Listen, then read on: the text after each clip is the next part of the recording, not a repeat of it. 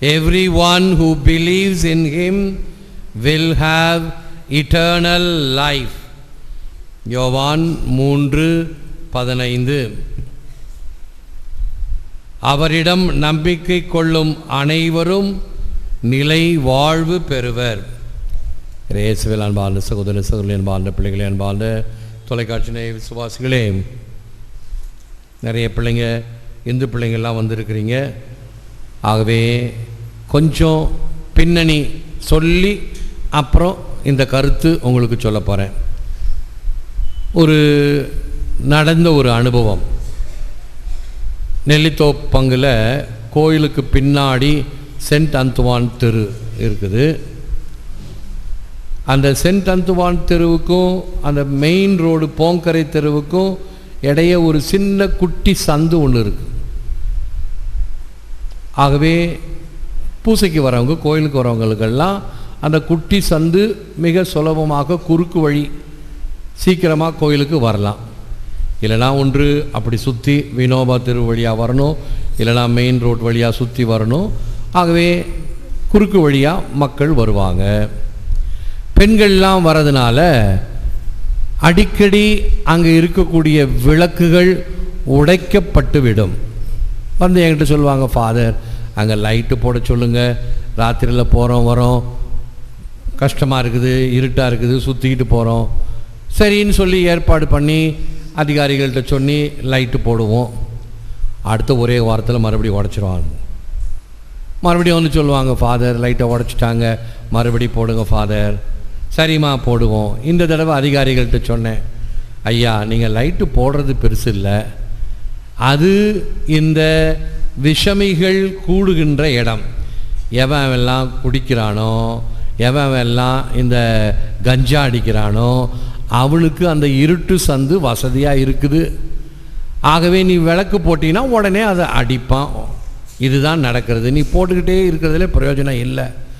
என்ன செய்யுங்க, வலை வச்சு கல்லால் அடித்தா கூட உடையாமல் இருக்கக்கூடிய போட்டிங்கன்னா பயன் உண்டு. இல்லைன்னா பேசாமல் போடாமல் இருக்கலாமே, நீங்கள் சொல்கிறது உண்மை அப்படின்னு சொல்லி வலை வைத்த விளக்கு போட்டு அதன் பிறகு அங்கே உடைக்க முடியல. அங்கே குடிக்கிறவங்கெல்லாம் வேறு இடத்துக்கு போயிட்டாங்க, வேறு இருட்டுக்கு போயிட்டான். வெளிச்சம் இருக்கிற இடத்தில் தீமை இருக்காது, சாத்தான் இருக்காது, தீய செயல்கள் இருக்காது. ஆனால் சாத்தான் சும்மா விடாது, தொந்தரவு பண்ணிக்கிட்டே இருக்கும். நீ விளக்கு போட்டால் உடச்சிக்கிட்டே இருப்பான். நம்ம கோயிலையும் ஒரு சில பைத்தியங்க இருக்குது, பாத்ரூம் டாய்லெட்டில் பைப் போட்டால் பைப்பை உடச்சிக்கிட்டே இருப்பான். மற்றவங்களுக்கு நன்மை செய்யக்கூடாது, உடச்சிக்கிட்டே இருப்பான். நானும் போட்டுக்கிட்டே இருக்கிறேன். அந்த கலரைக்கிட்ட போட்டு போட்டு பார்த்து அழுத்து போய் ஒரேடியாக பந்து பண்ணியாச்சு. உனக்கு தண்ணியும் கிடையாது, மண்ணும் கிடையாது. எத்தனை தடவை விளக்கு இது போடுறது, பைப் போடுறது.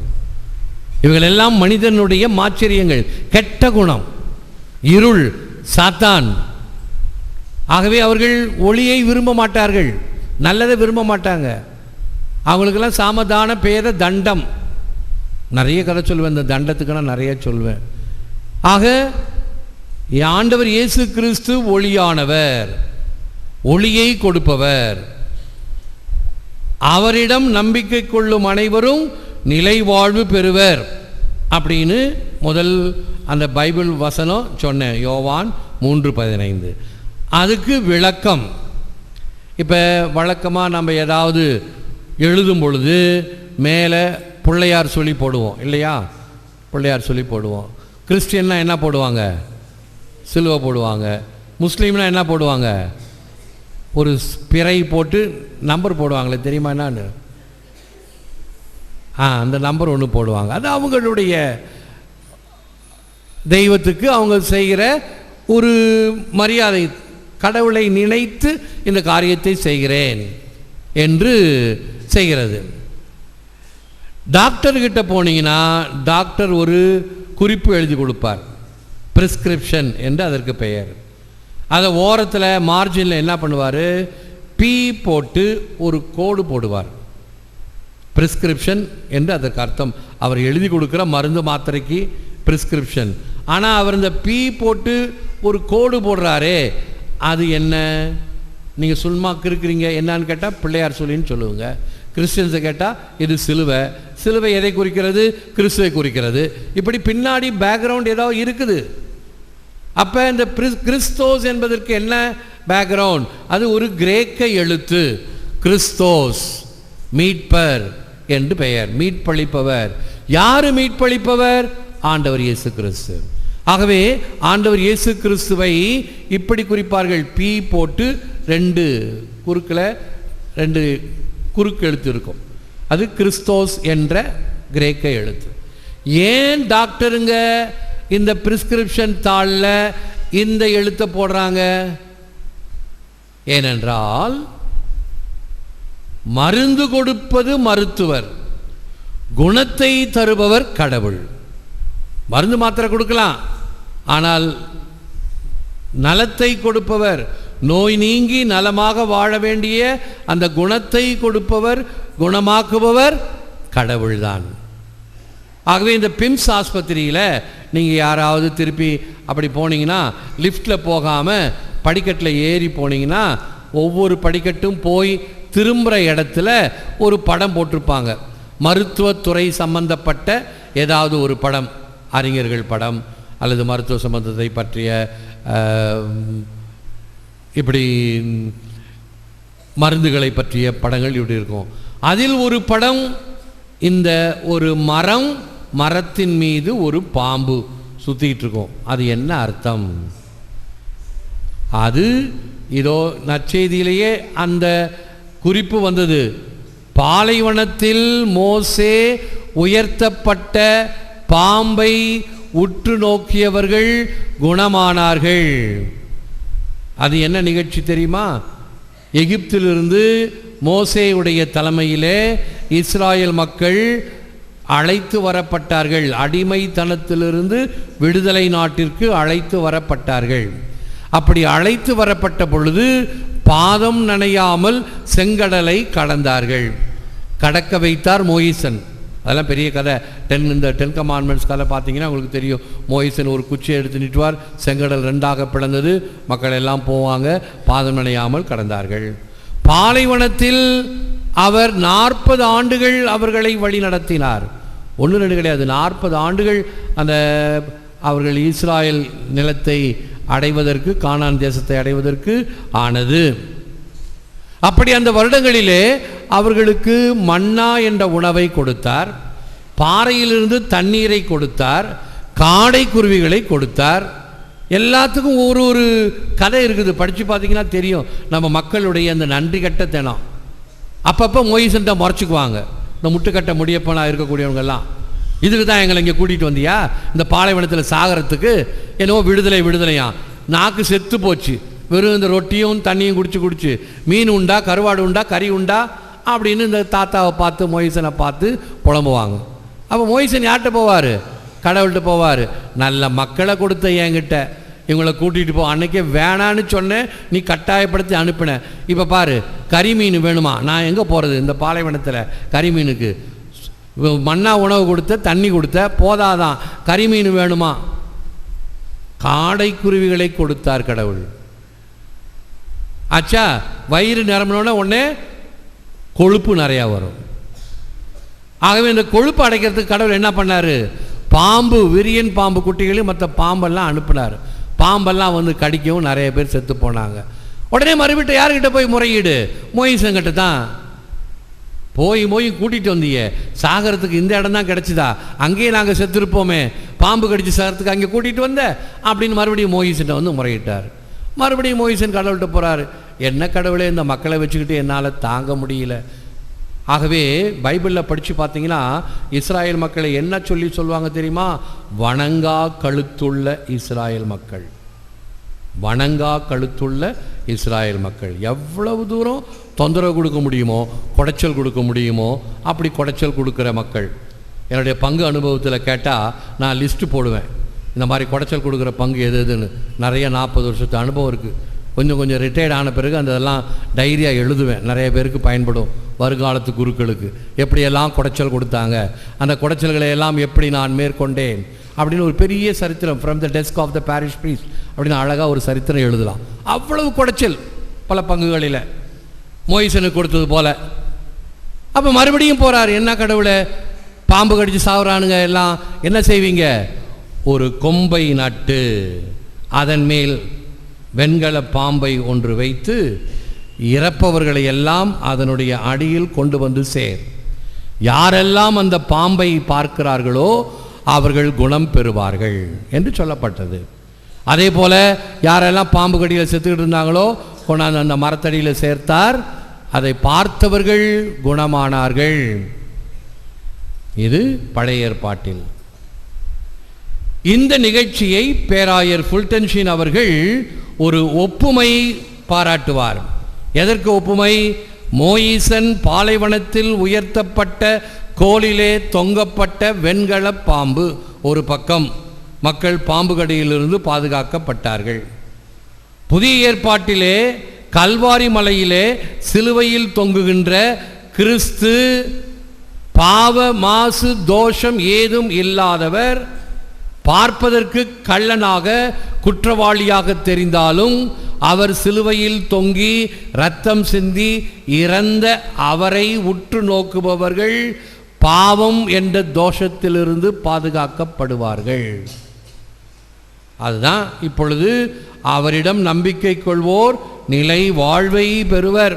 அந்த நிலை வாழ்வு என்பதற்கு இவ்வளவு பின்னணி இருக்கிறது. It is harder for God who made your, is it harder for God who made your body when it was not yet to remake when it already was? Saint Irenaeus. எல்லாமே இருந்து உடலை ஏற்கனவே இருந்ததை மீண்டும் உருவாக்குவது கடவுளுக்கு கடினமானதா? ஒன்றுமில்லாதலே கடவுள் படைச்சார். படைச்சதை மாற்றி திருத்துவதற்கு கடவுளால் முடியாதா? நிச்சயமாக முடியும். ஆகவே பல சமயங்களில் கோணலானதை நேராக்குபவர் பரிசுத்த ஆவி அப்படின்னு நம்ம ஜெபிக்கிறோம். ஒரு கதை உங்களுக்கு சொல்லியிருக்கிறேன்.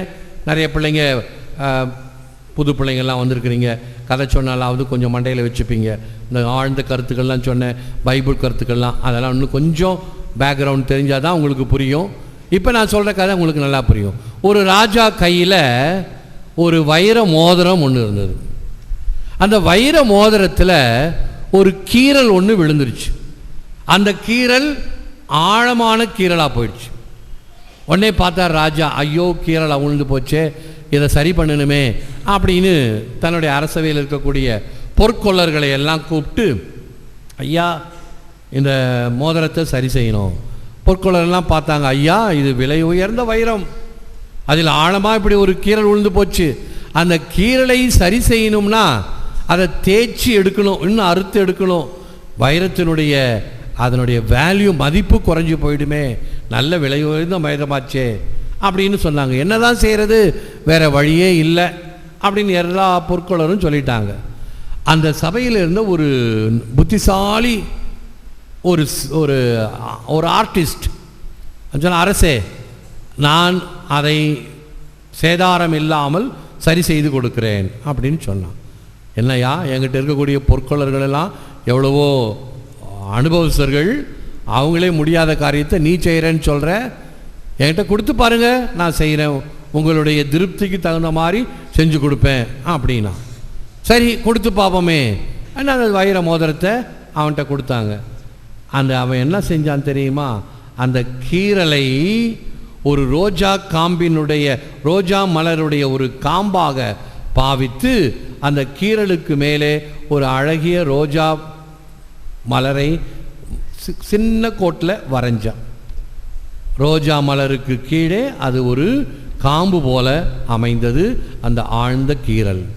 இப்பொழுது அந்த வைர மோதிரத்துக்கு இன்னும் மெருகு ஊட்டியது போல ஆனது.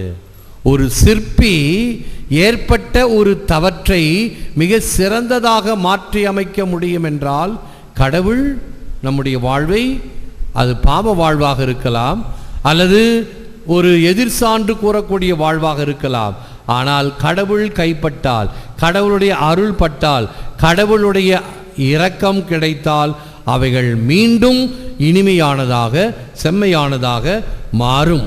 எப்படிப்பட்ட பிறப்பாக இருந்தாலும் சரி, ஊன் பிறப்பு கூன் பிறப்பு, ஆன்மாவை நிமிர வைக்கும் ஆவியின் தூய்மையினால் உயிர்கள் நேராகும்.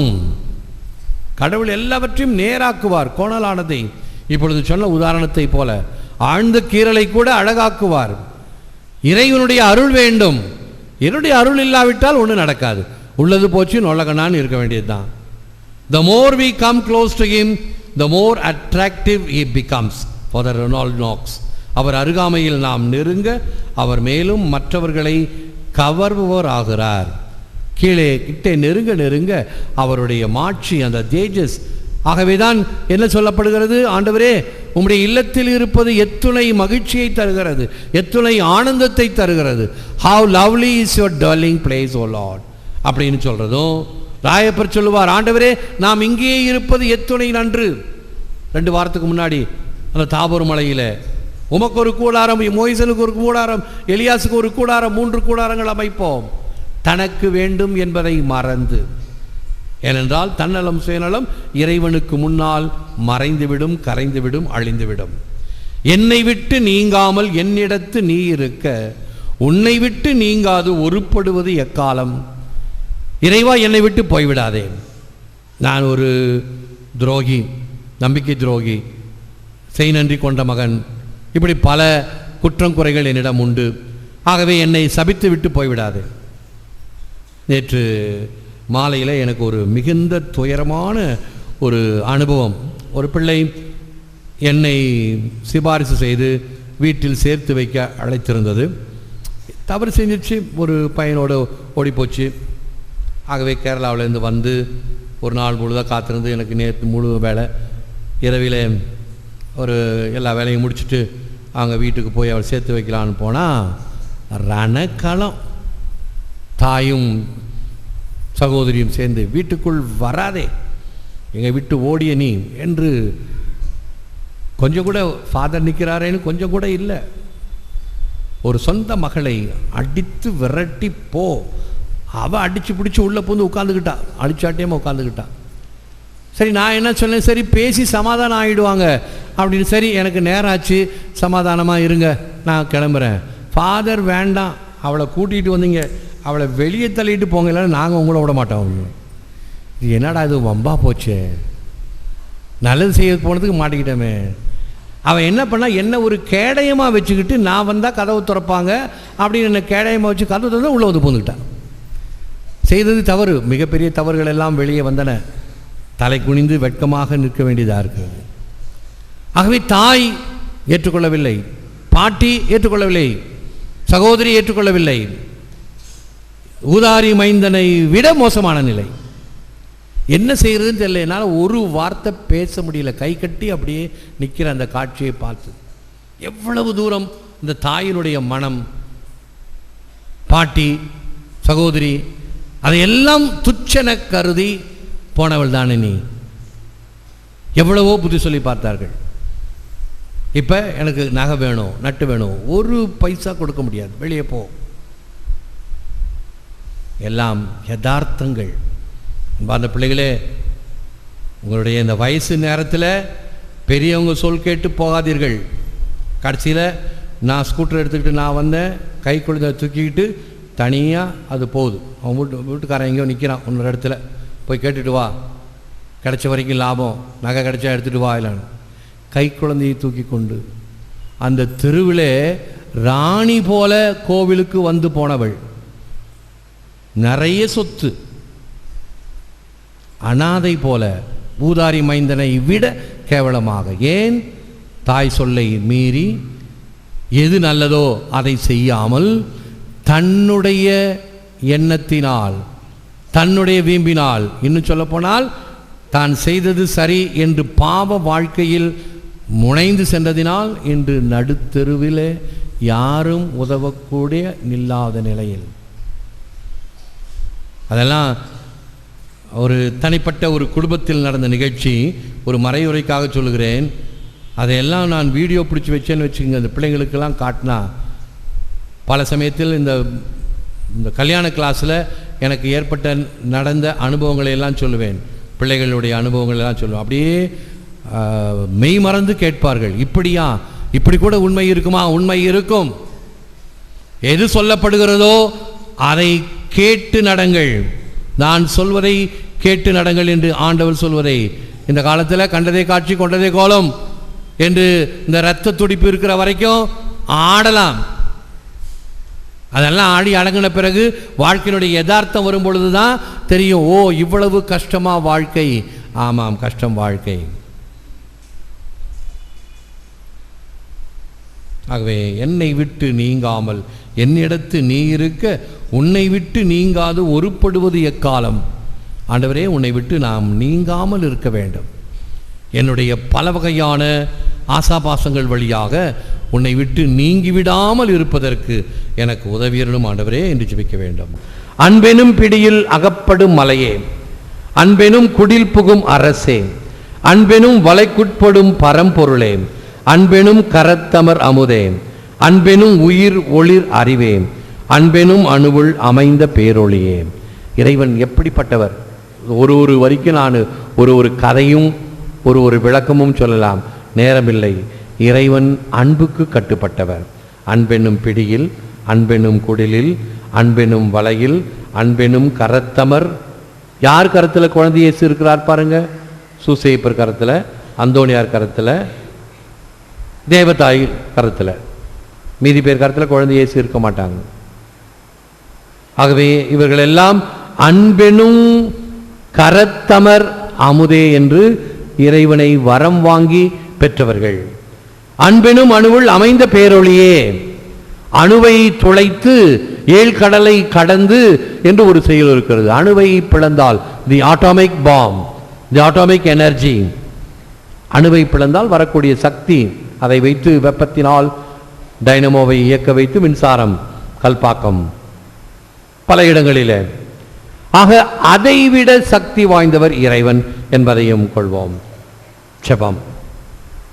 Lord of love and life, may your love consume and transform my life, that I may desire you above all else. Help me to love what you love. Help me to desire what you desire. Help me to reject what you reject. அன்பிற்கும் ஆன்மாவுக்கும் ஆண்டவரான தேவனே, உமது அன்பு எமை முழுமையும் சுட்டெரித்து M வாழ்வை மாற்றி அமைப்பதாக. அதனால் அனைத்திற்கும் மேலாக உம்மையே ஆசிப்பேனாக. நீர் அன்பு செய்வதையே நான் அன்பு செய்யவும், நீர் விரும்புவதையே நான் விரும்பவும், நீர் வெறுப்பதை நான் வெறுக்கவும் உதவி அருளும்.